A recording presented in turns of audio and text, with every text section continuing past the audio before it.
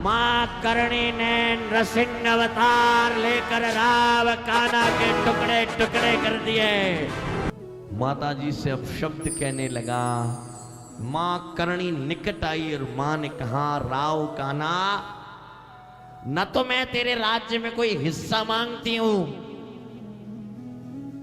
राजो लाओ, अणखो लाओ, तालाब भरे हुए, चारों ओर हरी घास है, तेरी और मेरी गायें 12 महीने चरे तो भी घास पूरी ना हो, फिर तू मुझे क्यों निकालना चाहता है? असल में तो राव कान्हा के कानों में गूंज रहा है वो वरदान। राव कान्हा अहंकार से भरा बोला, मैं कुछ नहीं जानता, मैं यहाँ का राजा हूं और मैं आदेश करता हूं कि अभी के अभी मेरे राज्य से चलती बनाओ। करणी माता ने जो शब्द कहे वो सभी के लिए सुनने योग्य है। माता जी महाराज ने कहा, राव कान्हा, मैं जंगल की धरा पर मेरी इच्छा से नहीं बल्कि मेरी इष्ट देवी मां आवड़ की प्रेरणा से आई हो, और यदि तू फिर भी चाहता है कि मैं यहां से चली जाऊं तो ये मेरी पूजा की पेटी है जिसमें मैंने मेरी इष्ट देवी का आह्वान किया है। एक काम कर, तू मेरी पूजा की पेटी को उठाकर रथ में रख दे और मैं बिना कुछ कहे यहां से चली जाऊं। हंसने लगा राव कान्हा। काव जंगल के अधिपति के ये दिन आ गए हैं क्या? वो लोगों का सामान उठाता फिरेगा, लेकिन मन ही मन डरा हुआ है, चाहता है यहां से चली जाए तो ठीक है। अपने सैनिकों को आंख से इशारा किया, कहा इस पूजा की पेटी को यहां से उठवाओ, रथ में रखो और इन्हें चलता करो। कल्पना करना, मां करणी ने जिस पेटी के लिए कहा, वो पेटी आकार में कितनी छोटी भले हो, मां की तेज और शक्ति से सुमेरु पर्वत से भी अधिक बलवान हो गई।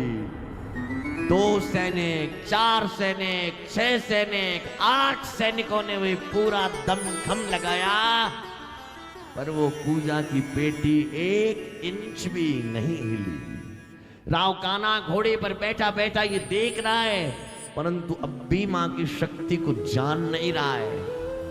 इधर अपने विशाल हाथी की ओर इशारा कर महावत से कहा, जंजीरों से बंधवा कर इस बेटी को खिंचवाओ और रथ में रखो। आज के समय में कोई कहे कि क्रेन से उठवा कर रख दो, उसी प्रकार कहा कि हाथी से चेन के जंजीरों के द्वारा बांधो और इसे रख दो।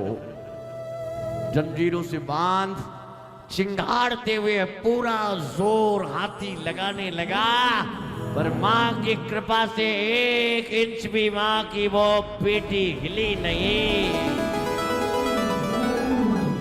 जब बार बार चेष्टा करी, वो पेटी तो नहीं हिली, पर उसका एक पागा टूट गया।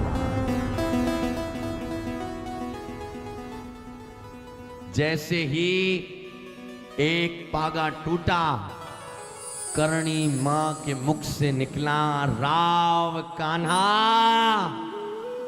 ये पूजा की पेटी का पागा नहीं टूटा, तेरी आयु टूट गई है। हंसने लगा राव कान्हा। अच्छा, बोले अब तू जादू के साथ साथ ज्योतिषाचार्य भी बन गई है, मुझे मेरी मृत्यु की बात कहती है। कहा, यदि तू इतना ही जानती है तो बता, मेरी मौत कब होगी? सब यहां देवी के भक्त बैठे हैं और परंपरागत रूप से सनातन धर्म की सेवा और भगवती की भक्ति कर रहे हैं। मैं जब विचार करता हूं हमारे बडेरों की तरफ, तो हमारे बडेरों ने माताजी से धन, वैभव, पैसा, बंगला, गाड़ी मांगा या नहीं मांगा, लेकिन हमेशा माताजी से सद्बुद्धि मांगी कि माताजी हमें सद्बुद्धि देना। ये सद्बुद्धि का फर्क है। कि एक भाई तो माँ से राज मांग रहा है कि माँ मैं राजा बन सकता हूं क्या आपकी दया से, और एक भाई माता जी से मुंह से मौत मांग रहा है कि बता मेरी मृत्यु कब होगी।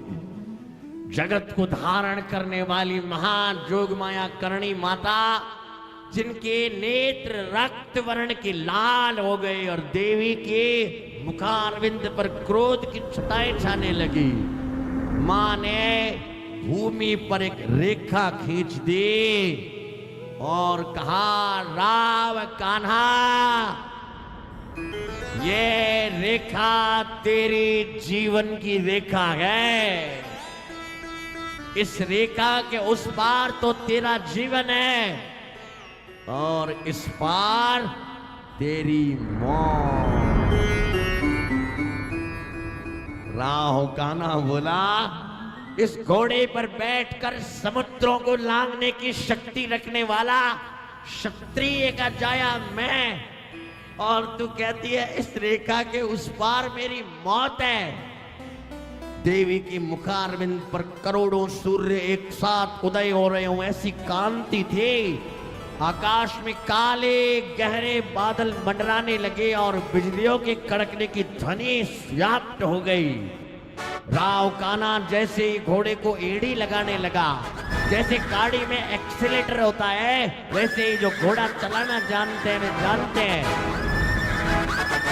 राव कान्हा घोड़े को एड़ी लगाने लगा, जैसे उस घोड़े को भी उस रेखा के उस पार यमराज के दूत नजर आ रहे थे।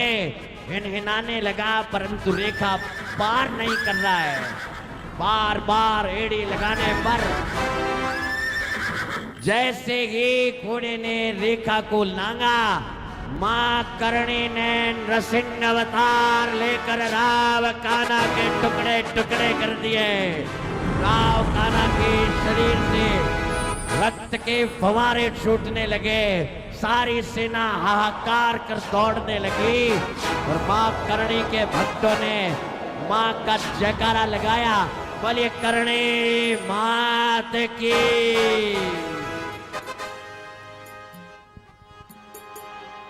माता जी ने अधर्म में इस शासन का अंत किया और जैसे दशानन का वध कर, रावण का वध कर भगवान ने अपने भक्त विभीषण को राज दिया, वैसे ही राव कान्हा का अंत कर मां ने अपने प्रिय भक्त राव ऋणमल को राजा बना दिया।